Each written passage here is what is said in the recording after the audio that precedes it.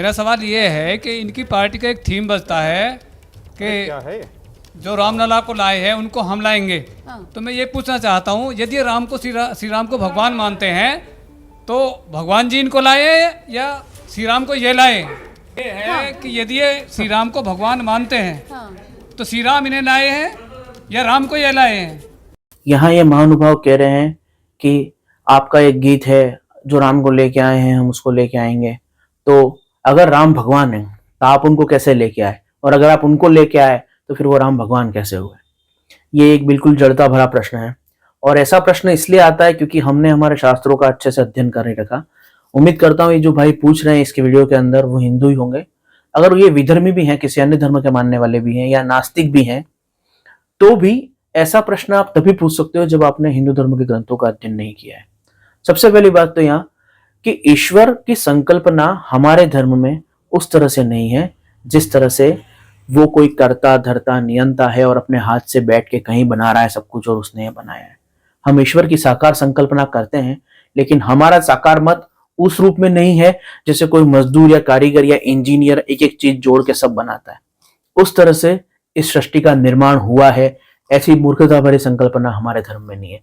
इसलिए ये मत तो बिल्कुल बेवकूफी वाला है कि आप राम को लेके आए या राम आपको लेके आए।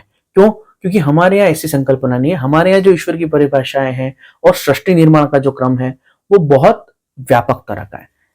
श्रीमद् भागवत द्वितीय स्कंद 5वां और 7वां अध्याय सृष्टि निर्माण की पूरी क्रम दिया हुआ है, जहां पे ये कहा है कि आकाश से वायु हुई, वायु से अग्नि हुई, अग्नि से जल हुआ, जल से पृथ्वी हुई, पंच महाभूतों के संयोग से जटिल यौगिक बने, जटिल यौगिकों से धीरे धीरे वनस्पति, एक कोशिक जीव, बहुकोशिक जीव और जटिल जीवों का निर्माण हुआ। यही विज्ञान का सिद्धांत है। अब ये सिद्धांत हमारे जो दिया हुआ भागवत के अंदर वही विज्ञान का भी सिद्धांत है। निर्वात था, कुछ भी नहीं था, उसी के द्वारा आकाश उत्पन्न होता। अगर आप अंतरिक्ष में जाओगे तो वहां निर्वात है, वहां शून्य है। पर जैसे जैसे पृथ्वी के नजदीक आओगे अणु संघनित होते हैं और विरल रूप में वायु उपलब्ध होती है। उस वायु के कारण ही ताप या अग्नि उत्पन्न होती है। उस अग्नि के ताप के कारण ही वर्षा होती है, और जब पृथ्वी एक लावे के पिंड के रूप में बिग बैंग के बाद थी तो इसी वर्षा के कारण यानी जल के कारण ही पृथ्वी बनी, और पृथ्वी जो थी उसके ऊपर फिर जटिल यौगिकों द्वारा जीवों का निर्माण हुआ। तो जो सृष्टि क्रम हमारे शास्त्रों में दिया हुआ है वो सृष्टि क्रम विज्ञान में भी एज इट इज आज पढ़ाया जाता है। इसलिए भाई साहब हमारे यहां ईश्वर की संकल्पना साकार तो है, लेकिन वो सत्ता मात्र ऊर्जा स्वरूप सूर्य की तरह भी है। जैसे सूर्य के होने मात्र से जीव जगत की सारी क्रियाएं चलती हैं, सूर्य कोई जा जा के सब जगह काम नहीं करता है, उसी तरह से ईश्वर की सत्ता मात्र से जगत सृष्टि सब कुछ चल रही है। वो कोई एक जगह जाके काम नहीं कर रहा है। सूर्य के होने मात्र से फल उत्पन्न होते हैं, अनाज उत्पन्न होता है। सभी ऊर्जा जो धरती के ऊपर है वो मूल रूप से सूर्य से ही आ रही है। उसी प्रकार से सभी जीवन जो है वो मूल रूप से ईश्वर से ही आ रहा है। तो हमारा ईश्वर ऐसा है ही नहीं कि हम उसको लाएं या वो हमको लाए। हमारे ईश्वर की संकल्पना ऐसी है जैसे समुद्र में चारों ओर भले लहरें हों, बुदबुदे हों, भंवर हों, कुछ भी हो, वो सब पानी ही है। उसी प्रकार से जगत में जो कुछ भी दिख रहा है, शुभ अशुभ, वृक्ष, प्रस्तर, पृथ्वी, मनुष्य, जीव, बकरी, गाय, सब कुछ ईश्वर का ही प्रतिबिंब है। चारों तरफ ईश्वर ही ईश्वर है। तो भले राम को हम लाएं या हम राम को लाएं, एक ही बात है, क्योंकि राम के अलावा और कुछ है ही नहीं। और यही कारण है कि हिंदू दरगाह में और मस्जिद में भी चला जाता है, गुरुद्वारे और चर्च में भी चला जाता है। इतनी दृढ़ चीज को, इतनी गहन चीज को और इतनी व्यापक संकल्पना को समझने के लिए जैसी उदात्त बुद्धि की आवश्यकता होती है, वैसी आज की 5-7 करोड़ जनता जो धरती पे घूम रही है उनमें नहीं है। क्यों? क्योंकि उस तरह से धर्म को देखा ही नहीं जाता। धर्म एक बहुत संकीर्ण संकल्पना बन चुका है। लोग अपनी अपनी एक किताब को माथे पे उठाए घूम रहे हैं और अन्य किताबों से उसकी तुलना करते रहते हैं। धर्म के सार तत्वों को समझने की कोई कोशिश करता ही नहीं है और किसी को पड़ी भी नहीं है। सबको अपना पेट पालना है, अपना अकाउंट और अपना जेब जमा करना है। किसी को मतलब नहीं है इन बातों से, जो ये बड़ी बड़ी बातें हैं। इसलिए इनका जवाब देना भी व्यर्थ है। लेकिन ऐसे मूर्खता भरे प्रश्न क्यों आते हैं? क्योंकि हम खुद हमारे ग्रंथ नहीं पढ़ते हैं। अगर हिंदू धर्म ग्रंथ पढ़े जाएंगे तो आपको पता चल जाएगा कि राम ही राम को लाए हैं, चाहे कोई भी लाए। हिंदू इतने दिनों तक शांत बैठा रहा क्योंकि उसका जो दर्शन है वो इस तरह का है कि मारने वाला है भगवान, बचाने वाला है भगवान, दोनों वही है। मारने और बचाने वाला भगवान ही है। हर रूप में ईश्वर को देखने की संकल्पना है। इसलिए हमारे यहाँ ऐसी मूर्खता नहीं आती है। और यही कारण है कि हम हमारे हाथ से बनाई हुई मूर्ति की 10 दिन पूजा करके उसे जल में विसर्जित कर देते हैं, पर हमें कोई पीड़ा नहीं होती, क्योंकि जल भी ईश्वर है, मूर्ति भी ईश्वर है, और हम पूजा कर रहे हैं, हम भी उसी का अंश है, हम भी ईश्वर का एक कण है, हम भी उसका एक अंश मात्र, कण मात्र है। और रामचरितमानस में आता है, ईश्वर अंश जीव अविनाशी, चेतन अमल सहज सुख राशि। इन भाई साहब को जो प्रश्न है ना, वो जिस धरातल से आ रहा है, पहले अपन उसको समझ जाते हैं। वो इस धरातल से आ रहा है कि यार हमने मंदिर बनाया, उसी पत्थर के जिससे मंदिर बनाया उससे एक मूर्ति बनाई, फिर हम उसे तोड़ के लाके हमने ही लगाया। तो ये क्या है यार, भगवान को हमने बनाया या हमको भगवान ने बनाया? ये वो तुच्छ धरातल है बुद्धि का, जहां से ये भाई साहब प्रश्न कर रहे हैं।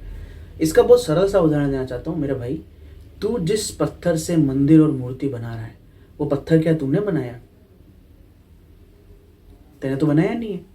और सिंपल सी बात है, अगर तूने और मनुष्यों ने वो पत्थर जमीन में बनाया नहीं है, ये धरती का गोला तूने बनाया नहीं है, विज्ञान के अनुसार जो बिग बैंग से आया है, वो पत्थर तूने बनाया नहीं, मैंने बनाया नहीं। पशु पक्षी तो बेचारे बना ही कैसे सकते हैं? मनुष्यों ने नहीं बनाया, जानवरों की तो औकात ही नहीं है। तो किसी ने तो इसका निर्माण किया है ना। तो तू उस पत्थर को लेके आया, फिर तू जो हाथ चला के तेने मंदिर के नक्शे बनाए और जो सब सोचा, वो जीवन शक्ति किसने दी? हृदय को धड़कने का बल। जो रोटी तू खाता उससे जो रक्त बन जाता है, जो रासायनिक क्रियाएं चलती हैं, उसके नियम सिद्धांत किसने बना दिए? रोटी खाता, पानी पीता, उससे रक्त बन जाता है, उस रक्त से ऊर्जा बनती है, ऊर्जा से तू चल रहा है।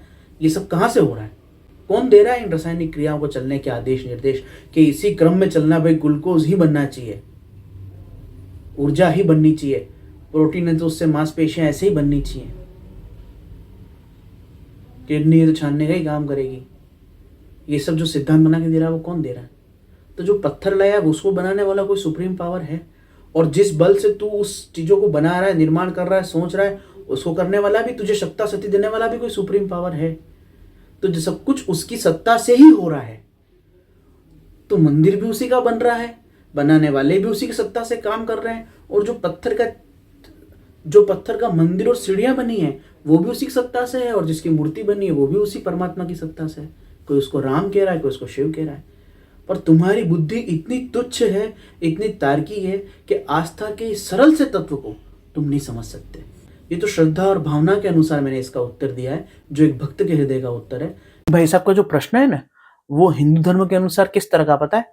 कोई व्यक्ति आके पूछे कि लहरें जल से बनी है, या बूंदे जल से बनी है, या समुद्र के अंदर जो भंवर है वो जल से बना है, कौन सी चीज है जो पानी से बनी है?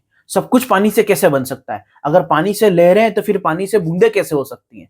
इस तरह का ही मूर्खता भरा प्रश्न ये आदमी पूछ रहा है कि अगर राम भगवान है तो इसको तुम लाए या तुमको राम लाया? अरे मेरे भाई, हमारे लिए राम तत्व का मतलब चैतन्य है, परम तत्व है। रमन्ते योगिनाम हृदय तस्य राम, जो योगियों के हृदय में रमण करता है, जो इस हृदय के अंदर जीवन की शक्ति देता है, वो राम है जो सब में रम रहा है। जो वृक्षों के बीज को जमीन से निकाल के बढ़ने की ताकत देता है वो राम है। जो सूर्य के अंदर चमकने की ऊर्जा देता है वो राम है। जो नेत्रों को देखने की शक्ति देता है वो राम है। तो जो मंदिर में राम की मूर्ति लाए वो भी राम के ही अंश हैं, और जो मूर्ति आई पत्थर के रूप में वो भी राम का ही अंश है, और पूजा होने के बाद जिसमें श्रद्धा भावना की गई वो श्रद्धा भावना भी राम का ही रूप है। हम उस सिद्धांत को मानने वाले लोग हैं। हमारा सिद्धांत, हमारा धर्म बहुत व्यापक है। बचपन से लेके युवा अवस्था तक जिस तरह आप भूगोल, विज्ञान, गणित का अध्ययन करते हो, ऐसे हिंदू धर्म के विभिन्न शास्त्रों का नियमित 8-8 घंटे रोज अध्ययन किया जाए, उसकी परीक्षाएं हो, उस पर चिंतन मनन हो, तब जाके हिंदू धर्म की ये संकल्पनाएं समझ में आती हैं। ये बहुत जटिल, बहुत विरोधाभासी और आपस में फिर भी जुड़ी हुई, एक दूसरे के लिए पूरक बनी हुई है। ये ऐसी अवधारणाएं जो देखने में विरोधी लगती हैं, साकार भी मानते हैं, निराकार भी मानते हैं, और फिर दोनों को एक साथ भी मानते हैं। तो ये बहुत जटिल सिद्धांत है। ये 5-10 मिनट के सवाल के उत्तर के अंदर ही समझ में आने वाली चीज नहीं है। इसके लिए जीवन देना पड़ता है, तब हिंदू धर्म समझ में आता है।